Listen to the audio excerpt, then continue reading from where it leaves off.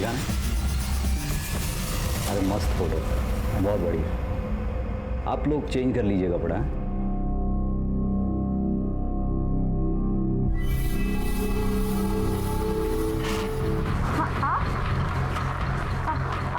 आप तुम क्या कर रहे हैं? वही जो तुम करने आई हो। झूठ मूठ के सही, हम पति पत्नी तो हैं। जरा मैं भी तो देखूं मेरी पत्नी को। हाँ तो अनिल भाई! अरे क्या अनिल भाव? अनिल भाई!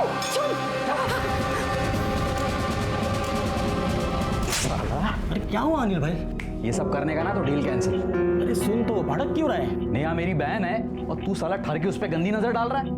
मैं इधर तेरा फायदा करवाने के लिए आया और तू साला हलकटगिरी कर रहा है इधर।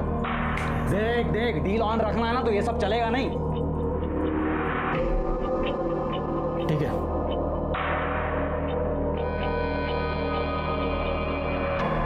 ये 10,000 रुपए। 10,000? इस बार इतने कम कैसे? अरे वो सेल कम हुई ना तो कमीशन तो कम ही मिलेगा, है ना?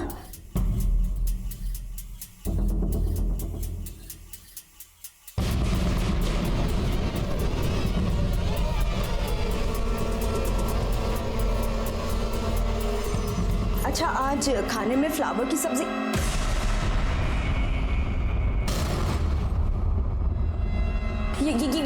ये आई के झूठ बोली मेरे से। पैसे चुप आई। ये आई के पैसे हैं, वापस रखो। बाहर में गई तेरी आई, मरती है तो मरने दे। तुम्हारी आई होती तब भी तुम यही बोलते कि मरने दे उसे।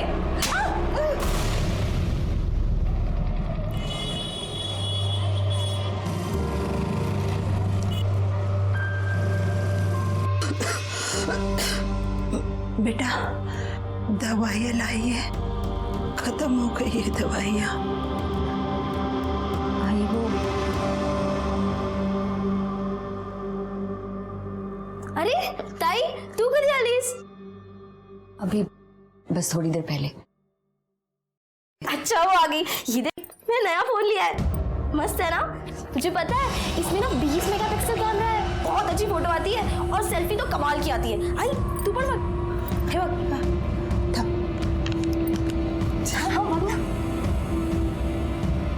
छान है ना? चलो हम तीनों सेल्फी निकालते हैं। तूने विपिन से आई के बारे में बात की? ये ताई मैं कर लूंगी, तू फोटो निकालेगा। चल। अच्छा कब करेगी? हाँ कब करेगी तू?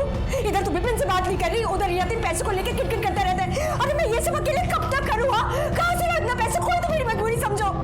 ताई तू मेरे लिए पैसा नहीं दी, आई के लिए पैसा दे दिए, समझी? मैं पूरा घर संभालती हूँ, तू तो बस 2 पैसे देके बड़ी बन जाती है। मैं बाहर जाके पैसे कमाती हूँ, आई का देखभाल करती हूँ। 1:30 बजे 2 बजे आई को हॉस्पिटल मैं लेके जाती हूँ, उसका कुछ नहीं। हाँ अच्छा एहसान कर रही है? हाँ एहसान कर रही है तू? क्या ये तेरी आई नहीं है? तुझे फोन खरीदने का टाइम है लेकिन विपिन से बात करने का टाइम नहीं है तेरे पास। अरे तो ताई कर रही हूँ ना मैं, इतना आई है, तू क्या चल रहा है? चिल्लाने से पहले दरवाजा तो बंद कर लेते। सब सुना मैंने क्या पड़ोसियों ने भी सुना। आणि ताई, शादी के बाद सुजाता अगर आई के बीमारी के लिए कुछ खर्चा करती है तो मुझे क्या प्रॉब्लम हो सकती है? मैं तो कहता हूं कि जरूरत पड़ेगी तो मैं भी मदद करूंगा। आखिर ये भी तो मेरी आई जैसी है। तुम्हें काळजी करू नका।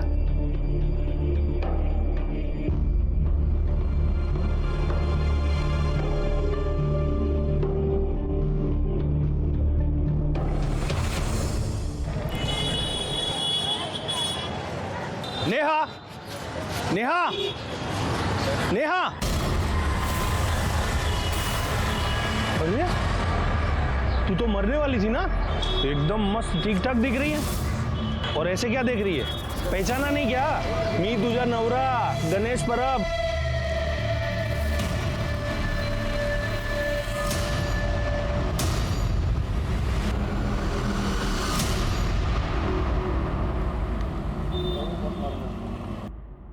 नहीं नहीं नहीं नहीं नहीं आई, कुछ कमी है क्या? क्या? ये चश्मा हटा जल्दी। अरे हटा इसको। आजा आजा आजा, अब करते हैं। हाँ आजा। लगता सुजाता आई होगी, मैं आई देख कर आती हूँ।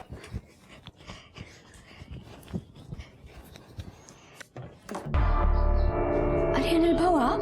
हाँ मैं ही है। अरे मेरे को अंदर तो आने दे। हाँ आइए ना। अरे क्या कुछ फंक्शन वंक्शन है क्या घर में? वो डेकोरेशन किया हुआ है? बहू मैं आपको बताने वाली थी, कल सुजाता की शादी है। अच्छा है। नहीं यार, शादी में तो आएगा मैं कल। उससे पहले मेरे को तेरे से कुछ काम था। हाँ बहू बोलिए ना।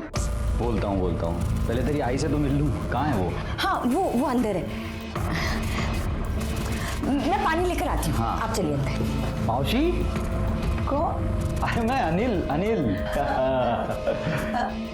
क्या म्हणता है, कैसी हैं आप? अनिल हाँ। लगता है सुजाता आ गई।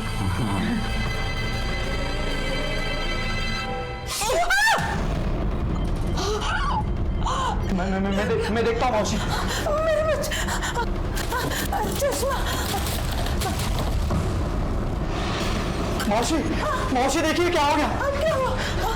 मेरा चश्मा।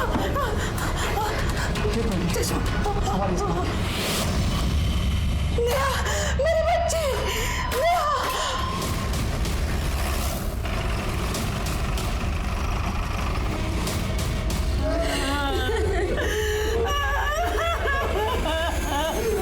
लगता है चाकू से मारा गया है और सिर्फ एक वार किया गया है। बॉडी में और भी कहीं निशान नहीं दिख रहा है, लेकिन खून काफी बह गया है। हो सकता है इतना खून बहने की वजह से इसकी मौत हुई है। मौत किस वजह से हुई तो पोस्टमार्टम के बाद ही पता चलेगा शेर के, क्योंकि चाकू के साथ साथ गले पर भी मुझे निशान दिख रहे हैं। बॉडी पोस्टमार्टम को भेज दो। ठीक है सर। एक काम करो, घर चेक करा व्यवस्थित, पड़ोसियों से भी बात करो, किसी ने कुछ देखा सुना।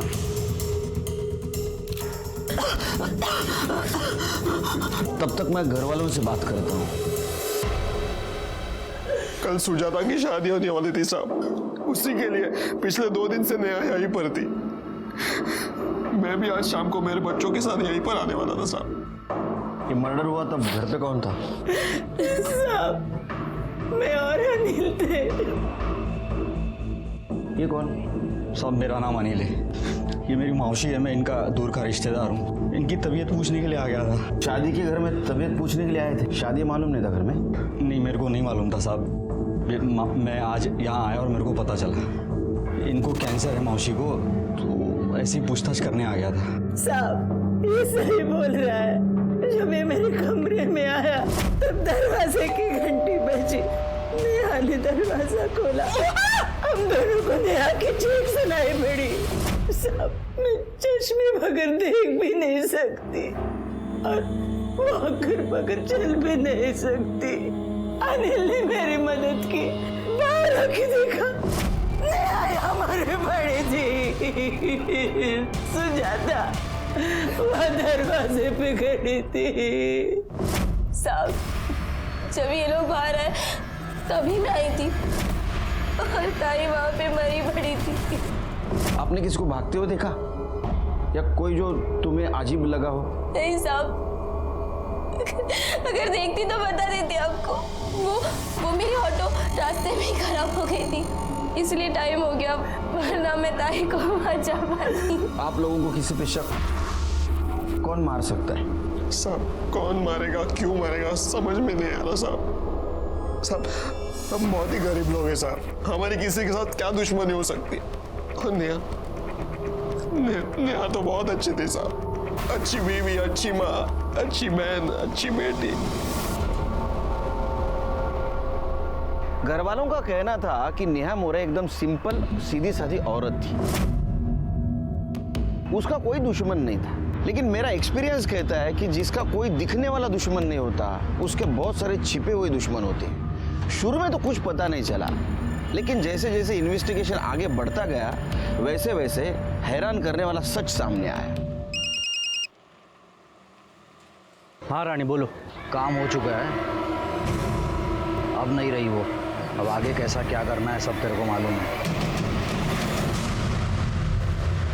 सर पीएम रिपोर्ट के मुताबिक नेहा पर किसी धारदार हथियार से वार किया गया था और सिर्फ एक वार किया गया, लेकिन सर क्राइम स्पॉट पे हमें ऐसा कोई वेपन नहीं मिला। तो एक वार से मर गई हो?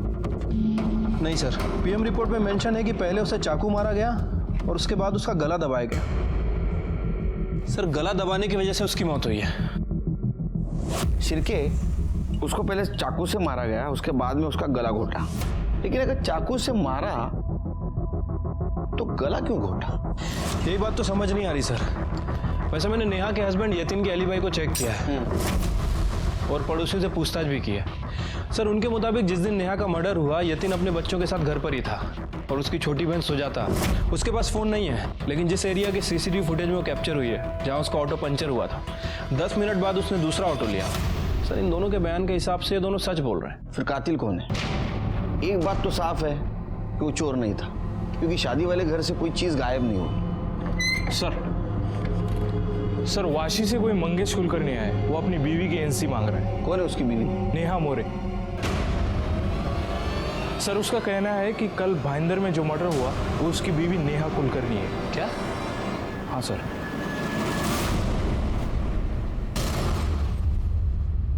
साहब 6 महीने पहले ही हमारी शादी हुई थी।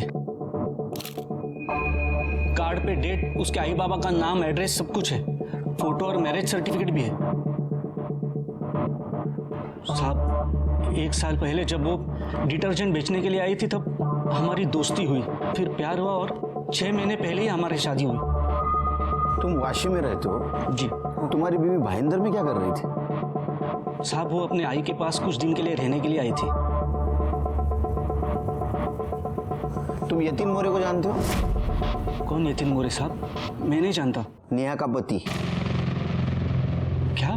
तुमको बच्चे हैं? साहब कैसी बात करें आप साहब? 6 महीने पहले हमारी शादी हुई, बच्चे कहाँ से आएंगे? यतिन को बच्चे हैं, वो भी एक नहीं 2। 10 साल की लड़की, 8 साल का लड़का।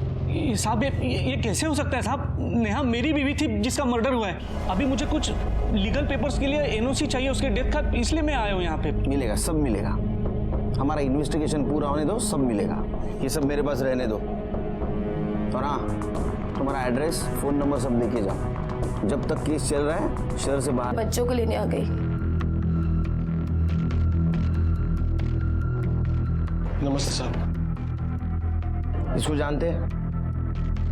इसका नाम मंगेश कुलकर्णी है। इसका कहना है कि नेहा की इसके साथ शादी हुई थी 6 महीने पहले।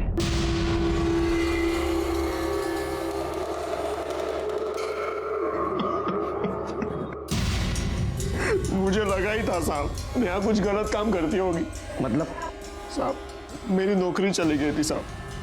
नेहा सेल्स गर्ल का काम करती थी, हर घर जाकर डिटर्जेंट पाउडर बेचती थी और अच्छा पैसा कमाती थी साहब। तो इसमें गलत क्या है? साहब डिटर्जेंट पाउडर बेचकर कौन 35-40 हज़ार कमाता है साहब? साहब मैंने एक दिन मार्केट में एक आदमी को नेहा के ऊपर चिल्लाते हुए देखा था। जब नेहा को जाकर मैंने पूछा वो कौन था तो वो बोली, कौन था वो आदमी? कौन? अच्छा वो, अरे वो मेरी सहेली का पति था, गणेश। कौन सी सहेली? प्रियंका है ना, तो क्या है ना कि प्रियंका का उसके साथ जमा नहीं, तो वो उसे छोड़ के चली गई। तो बस उसे लगा कि मुझे मालूम है, तो मुझसे पूछ रहा था। मार्केट में पूछ रहा था, वो भी इतना चिल्ला कर? अरे वो मेरे पे नहीं चिल्ला रहा था, वो तो प्रियंका पे चिल्ला रहा था, बोल रहा था किधर गई किधर गई। यही था वो? नहीं ये नहीं था साहब। नेहा गलत काम कर रही है, ये आपको और आपकी माँ को पता था? नहीं साहब, हमको तो लगा ताई पाउडर बेच के पैसे कमा रही है। सिर्फ ये तो पता चला ये नेहा ड्यूअल लाइफ जी रही थी, कोई गलत काम करके पैसा कमा रही थी। लेकिन सर ये नेहा क्या गलत काम करती होगी? वो तो पता करना है। चलो ऐसा करते हैं, थाने जाके कड़क चाय पीते हैं, डबल चीनी, दिमाग की बत्ती जला दे।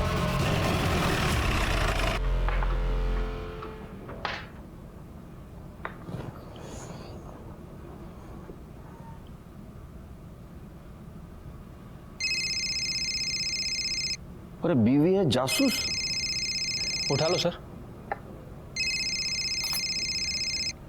शिरके, क्या चल रहा है ये? सस्पेंड कर दूंगा, निकलो यहां से। Hello hello. कट गया सर। शादी करो, पता चलेगा। सर संजय राउत नाम का आदमी आपसे मिलना चाहता है। क्यों? सर उसका कहना है कि वो भी नेहा का पति है।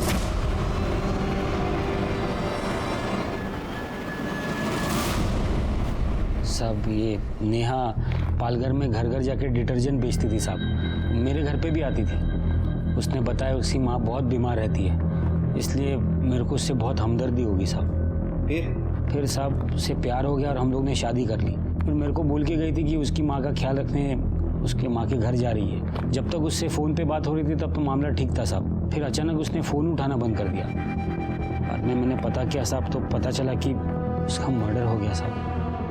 अब मेरे को कुछ लीगल काम है साहब, इसलिए उसके डेथ सर्टिफिकेट के लिए आपसे एनओसी चाहिए। नहीं मिलेगा, कुछ भी नहीं मिलेगा। इन्वेस्टिगेशन चालू है, बाद में सब कुछ। तुम्हारा फोन नंबर और एड्रेस देके जाओ, और केस जब तक चालू है ना, शहर से बाहर नहीं जाने का। चिरके या मुझे लगता है जिंदगी में पहली और आखिरी बार मैं चाय पीना भूल गया था, क्योंकि इस केस में एक से एक झटके लग रहे थे। क्योंकि अब संजय के बाद गणेश परब और सचिन पाटिल, इन दो आदमियों का आना और कहना हम नेहा मोरे के पति हैं और हमें उसके मौत की एनसी चाहिए। चार आदमियों का आना और उनकी डिमांड और सबूत सेम होना, इससे मुझे यकीन हो गया था कि ये केस बहुत बड़े फ्रॉड का केस है। मैंने चारों को एक साथ बुलाया, लेकिन इस बार झटका खाने की बारी हमारी नहीं, उनकी थी। चलो साहब ने बुलाया। हाँ चलो। पहले साहब ने मेरे को बुलाया और पहले मैं आया। तो अभी मेरे को बुलाया ना, तो पहले मेरा मीटर। तेरा नाम लिया मैंने, तुम सबको एक साथ बुलाया। चलो।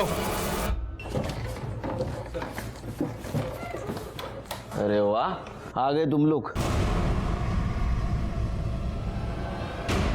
कुछ दिखाता हूं तुमको।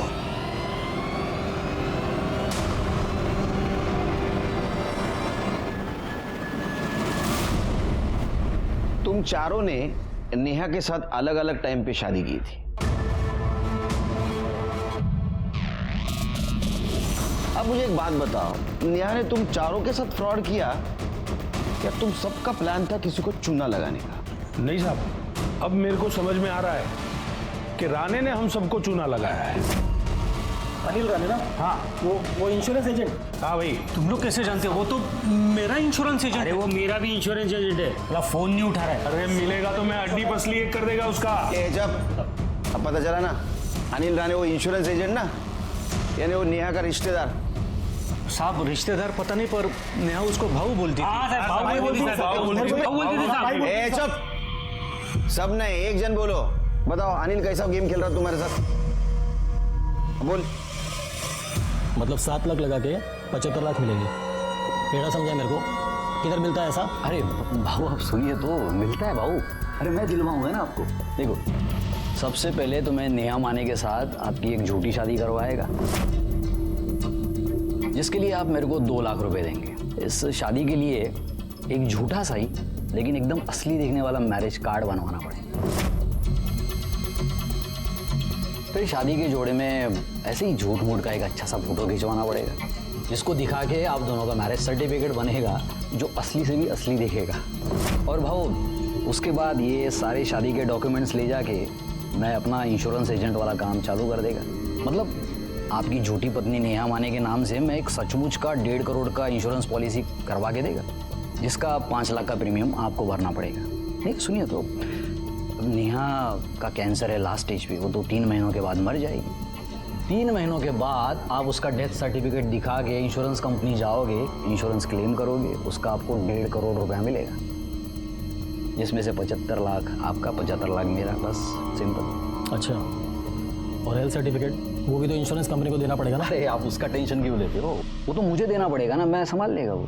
सेम टू सेम साहब, मैं तो भी ऐसा ही बोला था। चुप बैठ। अरे तुमको अनिल ने नहीं, तुम्हारे लालच ने बेवकूफ बनाया। अरे थोड़ा तो सोचना चाहिए था, थोड़ा दिमाग लगाना चाहिए था। कैंसर के लास्ट स्टेज पे जो पेशेंट है, उसको कौन सी कंपनी 1.5 करोड़ का इंश्योरेंस देगी? सोचा? पागल। अनिल को लेके आओ शिरके। मिलेगा कहाँ साहब, वो तो अंडरग्राउंड हो गया है साला। बोला था मेरे को कि मरेगी नहीं तो मरवा देंगे। कब बोला था? यही ये नेहा के मर्डर के 1 हफ्ते पहले। अबे साले, इधर जिंदगी हराम हो चुकी है और तू पान छपा रहा है? क्या हो गया? तू क्या बोला था हाँ कि 3 महीने में नेहा मरेगी? वो तो मस्त घूम रही है। क्या बात कर रहे हैं आप बहू? हाँ, कुछ भी ऐसा हो ही नहीं अरे मैं अभी मार्केट में जाके आया मिल के नेहा को। वो कैंसर की तो क्या बुखार की पेशेंट भी नहीं दिख रही है और तू बोलता है मरेगी? कैसे मरेगी? वो मर नहीं रही है ना, उसको मरवा देंगे। इसका मतलब उन दोनों ने हमें फंसाया है। नेहा को कोई बीमारी नहीं थी। नहीं बेवकूफ़ की तरह उसके लिए वैष्णो देवी से प्रसाद लेके आया था जो उसने खाया भी नहीं। कैसी हो नेहा? तबीयत कैसी है? और मैं ठीक ठीक हूँ मतलब? कैंसर ठीक हो गया? हाँ नहीं मतलब कैंसर कैसे ठीक हो सकता है, लेकिन अब क्या बोलूँ लोगों को कि मैं कुछ ही दिनों की मेहमान हूँ। अरे हाँ, ये लो, वैष्णो देवी से प्रसाद लाया हूँ तुम्हारे लिए, ले लो। क्या पता दवाई काम नहीं आ रही, दुआ काम आ जाए। ले लो। नहीं अरे प्रसाद तो मना नहीं करते, ले लो। नहीं मंगेश नहीं, थोड़ा तो खाओ। प्रसाद है, नेहा, नेहा, प्रसाद नेहा। मैंने बहुत कुछ किया साहब उसके लिए। हाँ, मैं भी कोई कम थोड़ी नहीं। चीर के इन चारों का अंदर डालो। नेहा को मारने का मोटिव है इनके पास।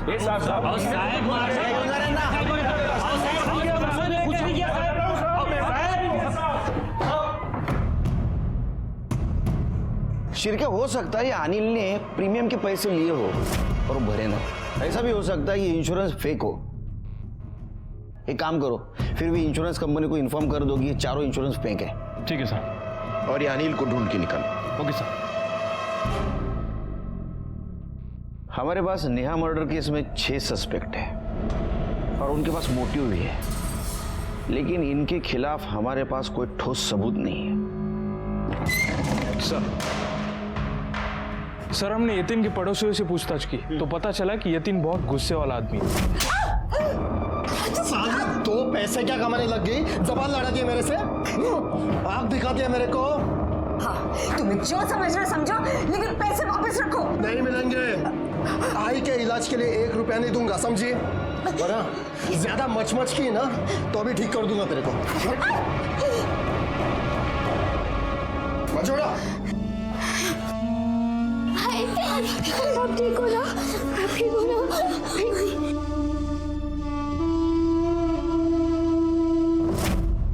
शिरके यतीन को लेके आओ, अपने तरीके से उससे पूछताछ करते हैं। ठीक है सर, लेकिन यतीन तो नासिक गया है अपनी बीवी की अस्थि विसर्जित करने। 1 मिनट सर। हेलो, क्या?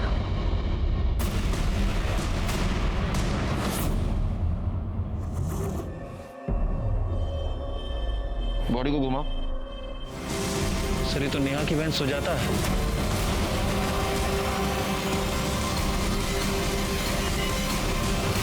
लेकिन ये इतने सुनसान जगह पे क्या कर रही थी शिरके?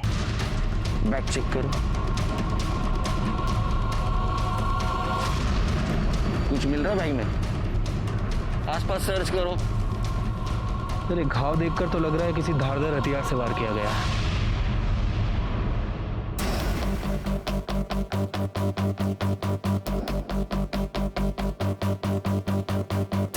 सर ये फोन मिला है, टूटा हुआ है। दिखाओ।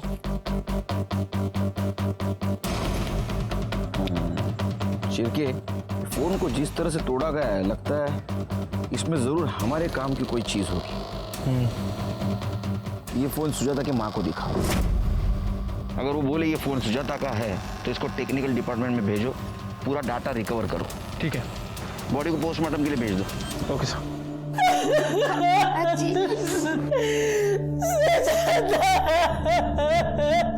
देखिए हम जानते हैं कि ये सही समय नहीं है आपसे बात करने का, फिर भी सुजाता के कातिल तक पहुंचने के लिए कुछ बातों का जानना जरूरी है। ये जो फोन है ये सुजाता का फोन था? अब हम दोनों में झगड़ा हुआ था, हालांकि हम दोनों में अक्सर ही झगड़ा होता था। उसने मुझे घोड़बंदर बुलाया था, दोनों में पहले गर्मा गर्मी हुई, लेकिन बाद में हमेशा जैसे सब ठीक हो गया था। फिर वो अपने घर चली गई और मैं अपने घर चला गया। उसको मैंने फोन किया था लेकिन फोन लग ही नहीं रहा था। मुझे लगा गुस्सा हो गई होगी, नाराज हो गई होगी, इसलिए फोन बंद कर दिया होगा। लेकिन बाद में पता चला कि उसका मर्डर हो गया। अब मेरी सुजाता बहुत प्यारी थी साहब, मैं उससे बहुत प्यार करता था। उसको किसने मारा, क्यों मारा साहब, क्यों मारा? उसको क्यों मारा हो तो पता नहीं, लेकिन किसने मारा ये जल्दी पता चल जाएगा। शायद तुम भी हो सकते हो, क्योंकि आखिरी बार तुम मिले थे। भाई मैं नहीं साहब, मैंने नहीं मारा सुजाता को, मैंने नहीं मारा। अरे तूने, सब लोग यही कह रहे हैं कि किसी ने किसी को नहीं मारा, लेकिन सुजाता को किसी ने तो मारा। सर, सुजाता की पीएम रिपोर्ट के हिसाब से उसकी मौत पेट में चाकू लगने की वजह से हुई है। और सर सबसे इंटरेस्टिंग बात, मौत 22 अगस्त शाम 4 बजे से 6 बजे के बीच में हुई है। और यतीन के फोन रिकॉर्ड के हिसाब से उसी दिन उसी दौरान उसका फोन भी उस एरिया में एक्टिव था। और अभी? सर अभी उसके घर पे। उठा के लाओ उसको। और ये सुजाता का मोबाइल डाटा रिकवर हुआ? अभी तक तो नहीं सर, लेकिन जल्दी रिकवर हो जाएगा। साहब ये आप क्या बोल रहे हो साहब? मैं सुजाता को क्यों मारूंगा? क्योंकि तूने नेहा को मारा, और नेहा को मारते वक्त सुजाता ने देखा था, इसलिए तूने सुजाता को मारा। लेकिन साहब जिस दिन सुजाता का खून हुआ मैं तो मुंबई में था ही नहीं। झूठ मत बोल, तेरा मोबाइल लोकेशन दिखा रहा है, सुजाता को मारा उस वक्त तू वहां था। और तेरे पड़ोसी ने भी बताया कि तू नेहा को मारपीट करता था। पैसे वापस रखो। नहीं मिलेंगे। आई के इलाज के लिए 1 रुपया नहीं दूंगा, समझिए? तेरे को शक था कि नेहा का किधर बाहर अफेयर है? अच्छा वो, अरे वो मेरी सहेली का पति था, गणेश। इसलिए तूने उसको मारा, और नेहा को मारते वक्त सुजाता ने देखा, इसलिए तूने सुजाता को भी मारा। साहब मैं मानता हूँ मुझे बहुत जल्दी गुस्सा आता था, और मैंने नेहा के ऊपर बहुत बार हाथ भी उठाया, उसके ऊपर शक किया, लेकिन मैं उसको बहुत चाहता भी था। उसकी अस्थि विसर्जन करने में नासिक जा रहा था साहब, लेकिन बस को आने में 1 और घंटा था, इसलिए मैं बियर पीने चला गया। यकीन करो साहब मैंने किसी को नहीं मारा, सच बोल रहा हूँ। जब तक तू बोल रहा है सच है, ये साबित नहीं होता, यही रहेगा।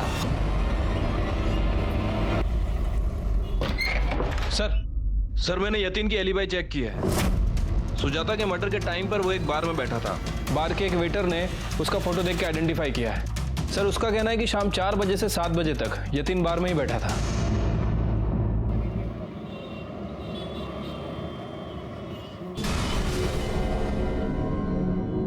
क्या राणे साहब, किधर हो आजकल? दिखते नहीं हो, कुठे आहे तुम्ही? अरे एक रिश्तेदार की तबीयत खराब हो गई थी, उधर ही यार। तबीयत तो तेरी हम खराब करेंगे। साहब कैंसर तो क्या साहब, नेहा को खांसी जुकाम भी नहीं था साहब। मैंने तो बस इन लालची लोगों को बेवकूफ बनाने के लिए एक बहाना बना दिया था। तो तुम्हारे अब बहाना चला नहीं, इसलिए तुमने उसको मार दिया। तुमने गणेश के सामने बोला था ना, वो मर नहीं रही है ना, उसको मरवा देंगे। नहीं साहब, वो तो मैंने ऐसे ही गणेश से पीछा छुड़ाने के लिए उस टाइम बोल दिया था साहब। अच्छा, मेरा प्लान ये था कि मैं उसके जैसे लोगों को पकड़ूं, खूब पैसा कमाऊं और फिर कहीं भाग जाऊं। और उनमें से कोई मेरा पुलिस कंप्लेंट भी नहीं करने वाला था साहब। वो खुद भी फेक शादी करके फ्रॉड करने वाले थे साहब। तो तुम्हारा इंश्योरेंस प्लान फ्रॉड था? हाँ साहब। नेहा को पता था ये? नहीं साहब, उसने कभी पूछा भी नहीं, मैंने उसको सब बताया नहीं था साहब, क्योंकि उसको मुझ पर भरोसा था और उसको पैसे का ज़रूरत भी था जो उसको मिलता था साहब, इसलिए वो मेरे से कुछ ज़्यादा पूछी भी नहीं थी। तुम चुप क्यों रहे थे? साहब गणेश मेरे को मेरा कॉलर पकड़ के मेरे को धमकी दिया था। देख राणे, नहीं हुआ ना, मैं फंसेगा तो छोड़ेगा नहीं तेरे को। वो चारों मेरे पीछे इंश्योरेंस के पैसों के लिए लगे हुए थे साहब, मेरे को परेशान कर रहे थे साहब। तो जब नेहा का मर्डर हुआ तो मैंने इन तीनों से कहा कि जाके इंश्योरेंस क्लेम कर दो, जिसके लिए एनओसी लगता साहब। और एक लड़की का 4 एनओसी नहीं मिलता तो ये लोग मेरा नाम बोल देते तीनों, इसके लिए मैं छुप गया था साहब। चिरके, इसको लेके जाओ, इसका ऐसा प्रीमियम भरो और इंश्योरेंस का बेनिफिट समझाओ, दिमाग ठिकाने आएगा इसका। साहब चले साहब, बट साहब मैंने कुछ किया साहब।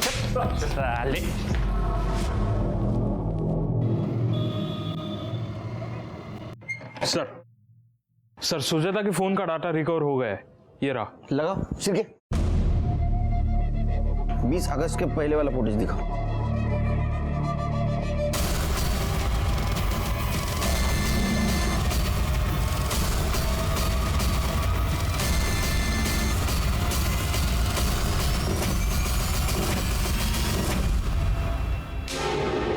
साहब क्यों बार बार मुझे बुला के परेशान कर रहे हो?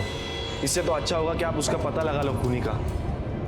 बैठो बैठो बैठो। ढूंढ लिया। शिरके, किसको ढूंढ लिया दिखा?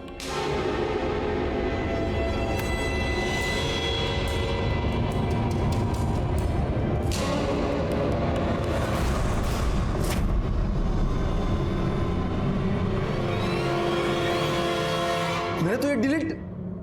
हाँ चल, आधा सच उगल दिया, अभी पूरा सच उगल।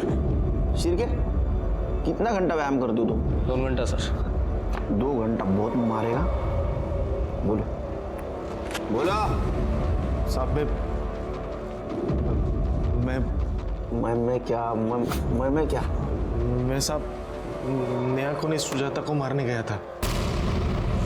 शॉपिंग के बाद मुझे मार्केट में मिली थी और उसने ऐसे बात कर दी ना, मेरे हट गए साहब।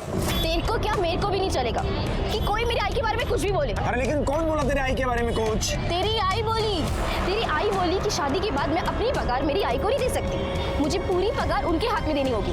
मैं उनको इलाज के लिए नहीं, किसी भी चीज के लिए पैसे नहीं दे सकती। अब मुझे पता चला कि तू ही नहीं, तेरी आई भी झूठी है। तेरी हिम्मत कैसे है मेरे आई को झूठा बोलने की? क्योंकि वो झूठी है और आज मुझे थप्पड़ मार के तूने ये साबित कर दिया कि तू मेरे लायक ही नहीं है। अब मैं तुझसे शादी नहीं करूंगी। तू बाहर में जा। मार्केट में उसने मेरी बेइज्जती की थी साहब। अभी मैंने सोच लिया, अगर इसने मेरे साथ शादी नहीं की ना तो मैं इसकी शादी किसी और के साथ नहीं होने दूंगा। इसके बाद वो घर चली गई। मैं बाइक से 15 मिनट के बाद उसके घर चला गया। मेरे डोरबेल बजा, मुझे पता था घर पे कोई नहीं है और उसकी माँ तो दरवाजा खोल ही नहीं सकती। लेकिन मुझे पता नहीं था साहब कि नेहा घर पे है। उसने दरवाजा खोला और मैंने चाकू मार दिया सर। मुझे देखा कि वो सुजाता नहीं नेहा है। मैं डर गया साहब, मैं उधर से भाग गया। मुझे पता ही नहीं था साहब कि वो वीडियो किसने रिकॉर्ड कर दिया है। वीडियो का कब पता चला? सुजाता ने दिखाया था मुझे। ये क्या है? हाँ, तुमने मेरी बहन को मारा? देख सुजाता, ये गलती से हुआ था। मैंने जानबूझ के नहीं मारा, गलती से मर गई वो। देख मुझे ये दे दे। नहीं, मैं ये तुम्हें नहीं दूंगी। मैं माफी मांगता हूँ, दे दे मुझे। नहीं दूंगी। सुन मेरी बात सुजाता। ये सीधा पुलिस के पास जाएगा। मुझे ब्लैकमेल कर रही थी साहब, इसलिए मैंने उसको भी मार दिया। पवार घेऊन जायला लोट। शिरके सर, इसका हिसाब तो हो गया और ये सब बाकी।